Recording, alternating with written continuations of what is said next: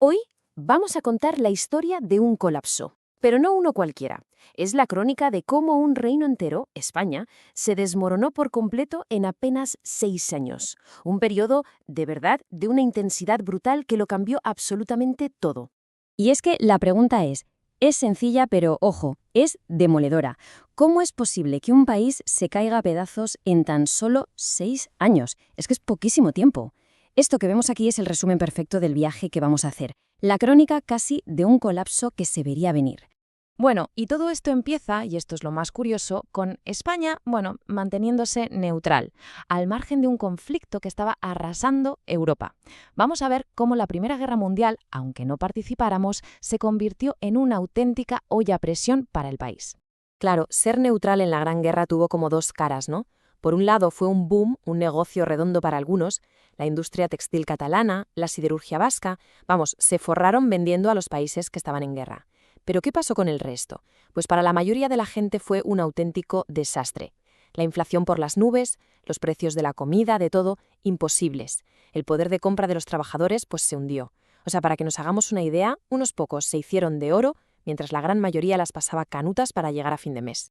Y claro, por si la tensión aquí dentro no fuera suficiente, desde fuera también llegaban presiones.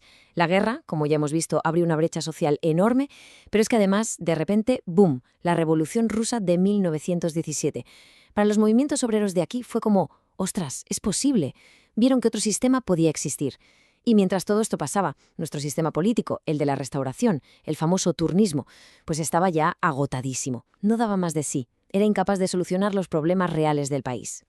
Así que tenemos la olla a presión a punto de reventar. Y reventó. Estalló todo de golpe en el verano de 1917. Y ojo, que no fue una crisis normalita, no. Fue el momento en que el sistema se partió literalmente por 3 sitios distintos al mismo tiempo. Aquí se ve clarísimo. 3 frentes abiertos, 3 revoluciones a la vez. A ver, primero, la de los militares. Los oficiales que estaban en la península estaban hasta las narices de los sueldos bajos y de que los ascensos fueran siempre para los de África por méritos de guerra, así que montaron sus juntas de defensa. Segundo frente, el político. Catalanistas, republicanos, socialistas, con Cambo a la cabeza diciendo «hasta aquí hemos llegado, hace falta una reforma del Estado ya». Y el tercer frente, y el más potente, el de los trabajadores. Los sindicatos UGT y CNT convocan una huelga general que no era para pedir un aumento, no, era revolucionaria.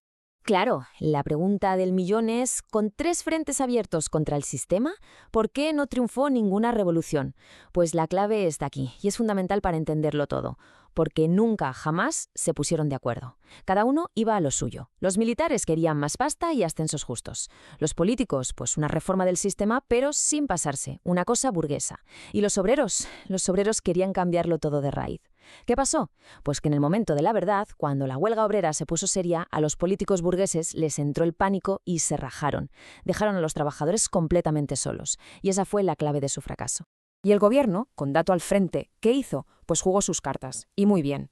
A los militares les dijo, tranquilos que os damos lo que pedís. Y un año después, con la ley del ejército, se lo dieron. Pero con los otros dos, fue implacable. La asamblea de políticos disuelta. Y lo más gordo, usó al propio ejército para aplastar la huelga general a sangre y fuego.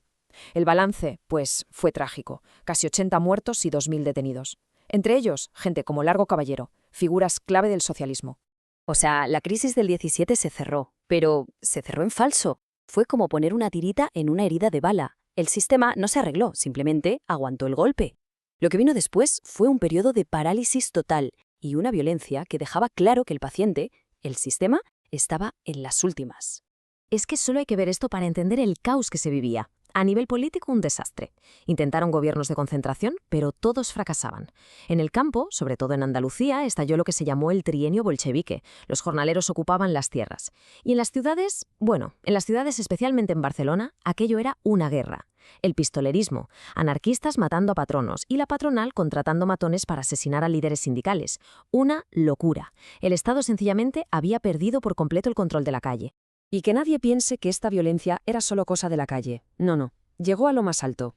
En 1921, el mismísimo presidente del gobierno, Eduardo Dato, fue asesinado a tiros por anarquistas en pleno Madrid. Esto fue un shock total. Demostró que ya nadie estaba a salvo y que el sistema era incapaz de garantizar ni el orden más básico. Así que, El país por dentro estaba al borde del colapso. Pues bien, la puntilla, el golpe de gracia, iba a llegar desde fuera. La guerra de Marruecos se convirtió en la estocada final para un sistema que ya se estaba desangrando. A ver, lo que pasó en Marruecos en el verano del 21 es difícil hasta de describir. Fue una catástrofe militar como pocas se recuerdan. El 22 de julio las tropas rifeñas de Abdelkrim atacan la posición española de Anual. El general al mando, Silvestre, que había ido de sobrado subestimando al enemigo, es aniquilado en cuestión de horas. Él mismo muere allí.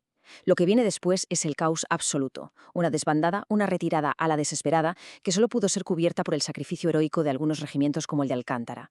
Y el final de la tragedia, Monte Arruit. Allí, 3.000 supervivientes se rinden y son masacrados casi todos.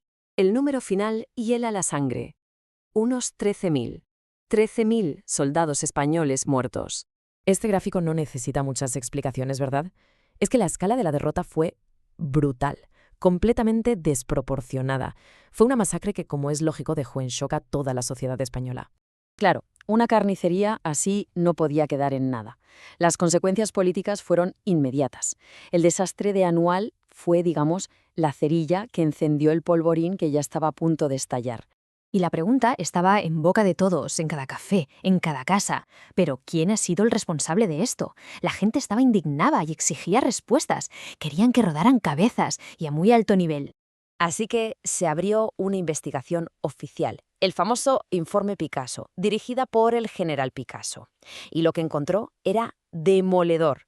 Sacó a la luz negligencias gravísimas, fallos de mando de todo tipo y, ojo al dato, se rumoreaba que incluso salpicaba a gente muy cercana al propio rey Alfonso XIII. Y con un informe tan explosivo, ¿qué pasó? Pues lo que a veces pasa, se silenció, se metió en un cajón, nunca llegó a las Cortes para ser debatido. La sensación de que se estaba tapando todo, de un encubrimiento masivo, fue total. Y eso fue el remate para la poca credibilidad que les quedaba a los políticos y a los militares.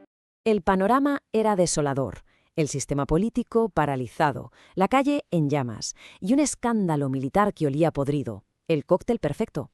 En septiembre de 1923, el capitán general de Cataluña, un tal Miguel Primo de Rivera, da un golpe de Estado. Y ya está, se acabó. El fin había llegado. Pero atención, porque aquí viene lo más importante. ¿Y el rey? Alfonso XIII, ¿qué hizo? Pues no solo no se opuso, sino que lo aceptó. Vio el golpe como una salida a la crisis. O sea, la propia cabeza del Estado, la monarquía, le daba el visto bueno al fin del sistema constitucional que había jurado proteger. Eso era el colapso definitivo del régimen de la Restauración. Y así, en solo 6 años, un sistema que parecía eterno se vino abajo como un castillo de naipes. Y esto nos deja con una pregunta final, una pregunta que siempre queda flotando en el aire en estos casos. Cuando un sistema se rompe, ¿qué es lo que viene después? Bueno, en el caso de España la respuesta fue una dictadura. Una lección, sin duda, sobre lo frágiles que pueden llegar a ser las instituciones y que la verdad resuena con fuerza hasta el día de hoy.